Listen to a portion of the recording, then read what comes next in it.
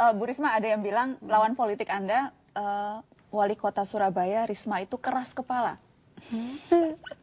Setuju kalau ada yang menjuluki keras kepala, kekeh, ngotot, kalau ada maunya harus jadi? Ya mungkin ya, saya keras kepala ya gitu. Karena tadi saya katakan tadi jangan sampai saya katakan saya selalu pegang tiga, berbuatlah kamu ya. Kemudian kalau kamu tidak bisa berbuat, berkatalah kamu gitu kan. Kalau saya sudah tidak bisa berkata-kata, maka berdoalah kamu. Itu saya pegang ketiga-tiga itu. Nah, sepanjang saya masih bisa berbuat, saya akan berbuat sampai kapanpun.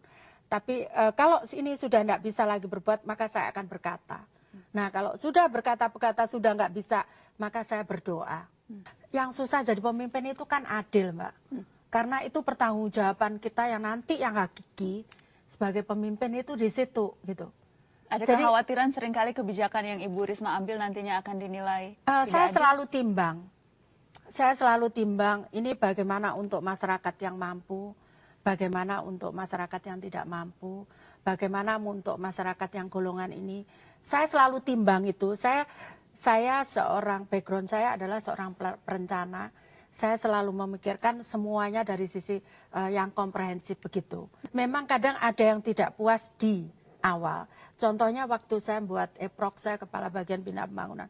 Saat itu ditentang, bahkan saya mau diancam dibunuh, anak saya diteleponi, diancam diculik, dibunuh gitu. Tapi sekarang apa gitu? Sekarang itu tahun 2003. Sekarang apa?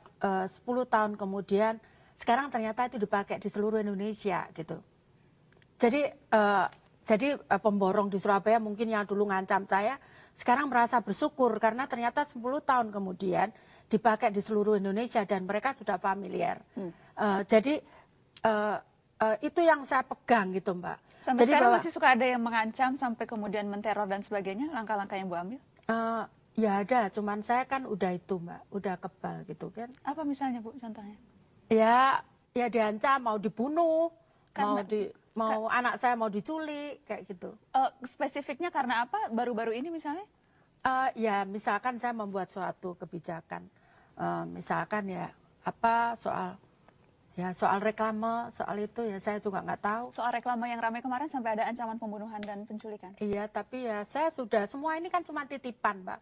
Sewaktu-waktu bisa hilang, jadi saya nggak beban. Kalau cuman itu nggak beban saya. Ibu Risma, kalau kita bicara soal pencapaian yang paling Ibu banggakan selama menjadi birokrat, hampir 25 tahun ya Ibu? 25 tahun menjadi birokrat, itu apa? Kalau masyarakat Surabaya tuh senang saya bikin taman ya, tapi kalau saya sendiri... Ibu sempat disebut Ibu Giman, gila taman kan Bu? Iya, ya itu sebetulnya itu mimpi di mana saya ingin mewujudkan. Kalau taman itu bersih, taman itu bagus gitu, indah. Itu saya kepingin memang ada suatu tempat di mana si tua, orang tua bisa ketemu remaja. Ini sulit toh. Sulit tempat seperti ini kan. Biasanya remaja jalan sendiri, orang tua jalan sendiri. Saya pingin ada tempat itu. Kemudian si kecil juga itu. Kemudian si kaya, dia tidak malu kalau dia datang di taman itu karena taman itu bagus. Si miskin juga dia bisa datang karena tidak bayar gitu kan. Nah ini yang saya mimpikan punya tempat itu. Dan itu ternyata terjadi di Surabaya. Tapi sebetulnya kalau dari sisi saya pribadi, itu saya bisa membuat sistem sistem penganggaran, e-budgeting, kemudian e-controlling dan e-procurement. Itu kebanggaan saya pribadi. Kenapa? Pada waktu saya presentasikan di beberapa ada dari Jepang, bahkan dari Bank Dunia, dia juga kaget. Kenapa bisa bikin anggaran sedetail itu, katanya gitu. Di situ dihitung staples, setiap bulan habis berapa, kertas, berapa rem, tiap bulan. Sangat detail ya? Sangat detail. Makanan, berapa dos, itu sangat detail. Jadi di situ dihitung, kalau orangnya 10, ya dia kenapa harus beri 20 dos gitu. Menjadi salah satu nominator wali kota terbaik di dunia. Optimis akan dapat, Bu? Sebetulnya tujuan utamanya kan bukan itu ya. Tujuan utamanya saya jadi wali kota kan saya untuk mesejahterakan warga Surabaya. Jadi saya enggak itu, Mbak, saya mohon maaf, saya boleh kan saya pribadi ya. Boleh Ibu. Saya juga nggak mau itu jadi beban untuk saya gitu. Apa artinya? Ya saya maunya itu nggak ada beban untuk saya gitu. Karena penghargaan itu nantinya akan jadi beban, Ibu lihat? Enggak. Jadi maksud saya tidak harus konsentrasi di pemilihan itu gitu. Karena tujuan saya jadi wali kota dan tujuannya masyarakat saya jadi wali kota untuk mensejahterakan mereka, bukan untuk saya dapat penghargaan gitu. Iya. Ibu, saya boleh tahu hubungan dengan wakil wali kota sekarang seperti apa? Ya kami masih berteman begitu. Artinya apa tuh Bu, masih berteman? Iya, ya ada hubungan apa namanya, hubungan birokrasinya lah ada gitu ya.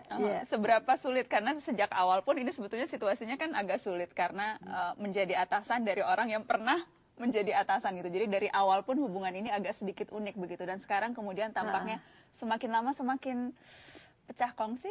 Ya orang lain mungkin melihat saya atasan ada bawahan gitu, tapi saya nggak pernah melihat itu. Bagi saya pun tukang sapu. Apa bedanya saya dengan tukang sapu? Hanya saya kepalanya tukang sapu gitu. Saya nggak pernah melihat diri saya tuh hanya merasa jadi wali kota kalau saya harus tanda tangan. Karena di situ ada apa namanya, policy yang bisa menyengsarakan warga Surabaya kalau saya salah membuat policy, atau yang bisa mensejahterakan warga Surabaya. Saya tidak pernah melihat saya sebagai wali kota. Itu yang kadang orang kan, oh itu untuk apa, pencitraan tadi kan.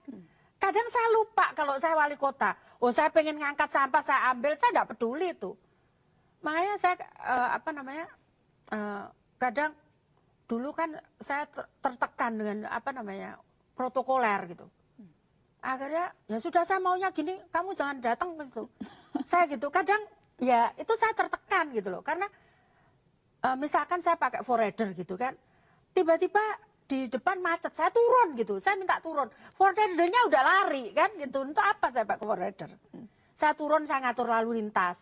Itu untuk apa terusan itu? Saya nggak merasa kalau udah itu. Jadi artinya bahwa saya sebenarnya bukan wali kota, wali kota dalam arti saya dihormati, bukan. Tapi saya sebenarnya pelayannya masyarakat itu gitu.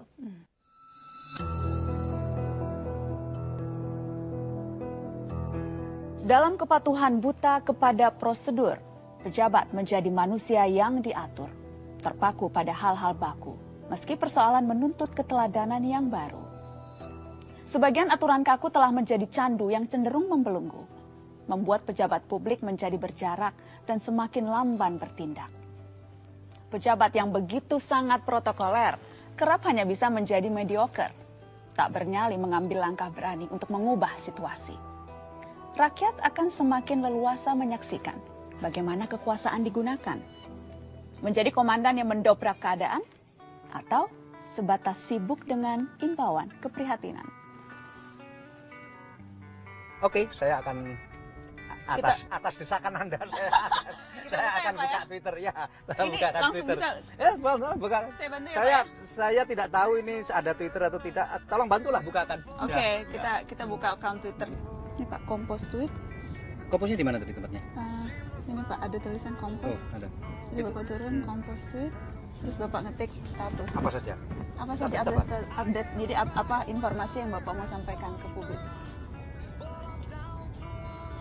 Terus Bapak tweet. Nah, ini hari ini bersejarah bagi saya karena hari ini mulai punya akun Twitter. Hore!